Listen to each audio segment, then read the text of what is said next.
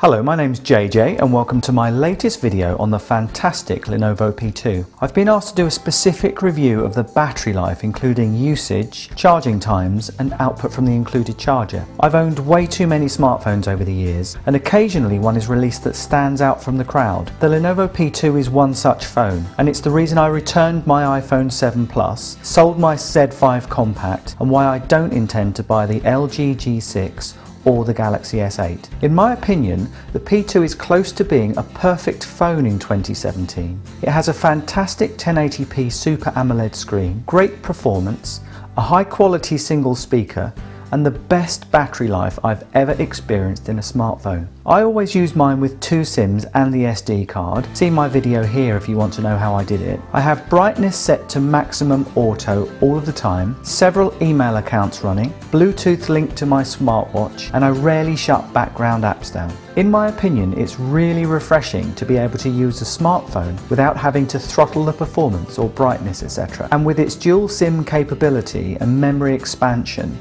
I think it makes a fantastic travel phone or business device. I have never been able to kill it in a day, and to demonstrate how much I like and respect the endurance, I want to discuss the previous 2 weekends of usage. Last weekend I went away to Henley-on-Thames for a 3-day break. On day 1 I used the P2 with Google Maps navigation for around an hour and a half on the way there, while streaming music to my car via Bluetooth. I used it for Android Pay a few times, I sent various WhatsApp messages, I had another half hour of sat-nav, and then chilled in the evening with videos playing from the SD card for around 4 hours before bed. It was a pretty demanding day with brightness on full, and total screen time was just over 5 hours.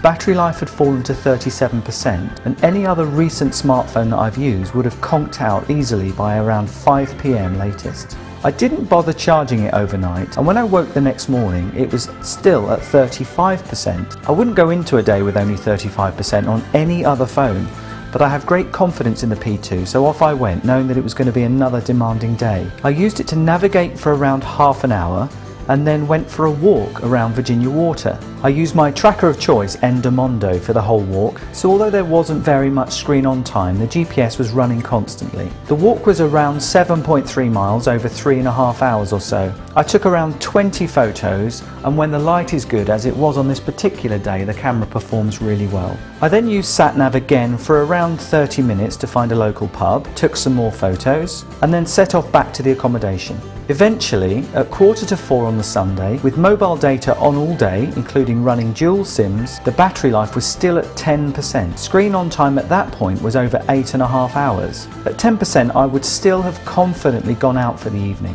Impressed yet? No? Okay, how about this weekend just gone? I travelled to North Norfolk using Google Maps for sat-nav, approximately 3 hours of driving, screen on maximum auto brightness while streaming music via Bluetooth to the car system the whole way. I'll abbreviate this next bit so it doesn't get too boring. We may even be past that point already, so sorry about that. I used the phone all day in various ways, and in the evening I streamed radio via Wi-Fi for nearly 7 hours. The next day I used Nokia Here Maps for some more sat-nav, as well as more Bluetooth streaming on the 3-hour journey. I didn't bother charging overnight for the second night running, and over the test period I made several long phone calls, mainly hands-free, and people on the line sometimes don't even know that it's hands-free, the quality is that clear. And as I wanted to run it down close to 0 for a charging time video today, I thought the best thing was to stream some 1080p videos from YouTube over Wi-Fi. It took over 4 hours to get it below 10%, even with full brightness, not auto. I'm now going to play the time lapse of the charging. I've not done one of these before, so I left the screen on to show the current being used. Of course, this slowed down the charging time massively. I had set airplane mode on so that no personal messages popped up on the screen.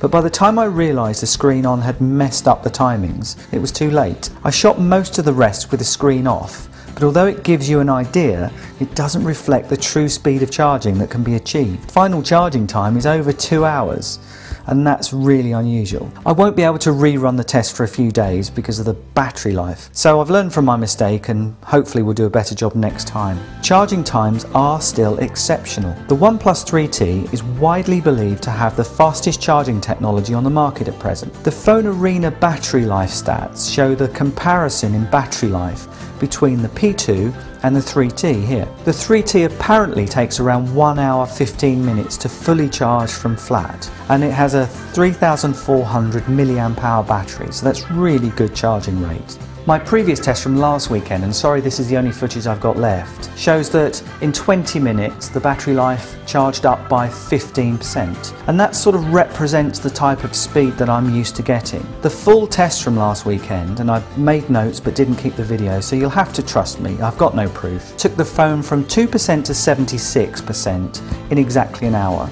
and then after an hour and 20 it got to 88%. And then after 1 hour 39 it got to 100%, and that's representative of the speed that my P2 generally charges from 0 to 100%, which is around about an hour and 40 minutes. It's a 5100 milliamp hour battery though, don't forget, and using the Phone Arena chart, and this is totally unscientific, you could use the 3T and drain it from 100% to 0, then leave it for an hour and a quarter whilst on charge, and then run it all the way down again to 0. The P2 will still be running from its original charge, and you won't have tethered yourself to the mains for over an hour in the meantime. Why does it matter?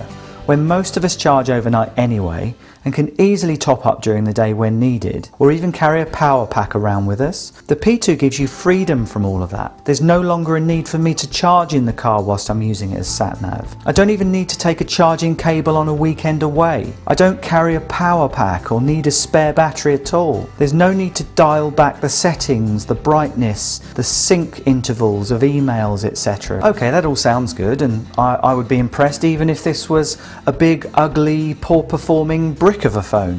But it isn't. The Lenovo P2 is a premium feeling metal backed phone that costs under £200 here in the UK. It's only around 8mm thick. It doesn't even have a camera bump.